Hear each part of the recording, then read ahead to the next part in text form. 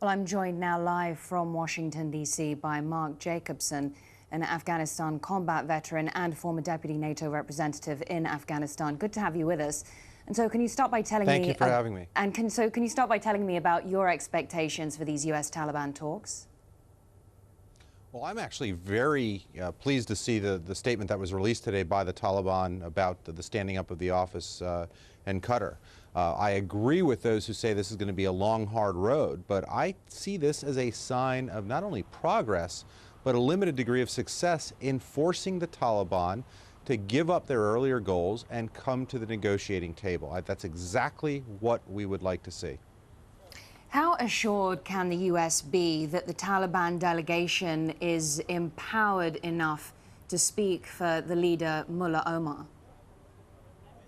I'm fairly confident that, having watched this play out before several times, that the U.S. has some reasonable assurances. There are no absolutes, but I also think that it's more important that those Taliban who are going to be working with the High Peace Commission, Rabbani's people, and Rabbani himself, it's more important that they're empowered to make decisions on behalf of the Quetta Shura.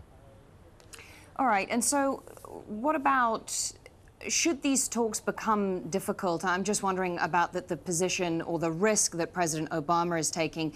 Already we're hearing him play down expectations. He said it's going to be a long process, a bumpy road. Should difficulties arise, is the president going to show the resolve to really stick with these discussions should his critics really start to accuse him of negotiating, of talking with the enemy? I think anyone who believes that negotiating with the Taliban is about giving sort of comfort to the enemy and doing the wrong thing doesn't understand the nature of war. Wars are settled in political discussions. There is no way to finish this war. There's no way for the Afghan people to finish this war militarily. This is about Afghans sitting down with Afghans and in the end making a decision, and the United States should play a role in facilitating that.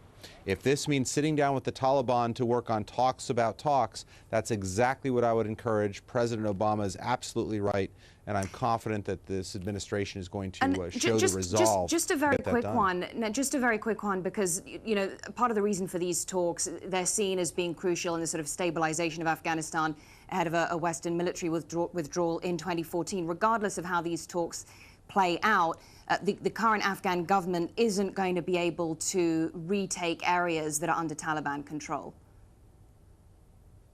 Well, I'm not so sure that that's what needs to be done. What needs to happen is the people in these areas no longer provide support for the Taliban. In other words, say, lay down your arms. We, the Afghan people, are in control of these areas now. And I think we've seen a great deal of that with the Afghan local police throughout the countryside. Mark Jacobson, thank you.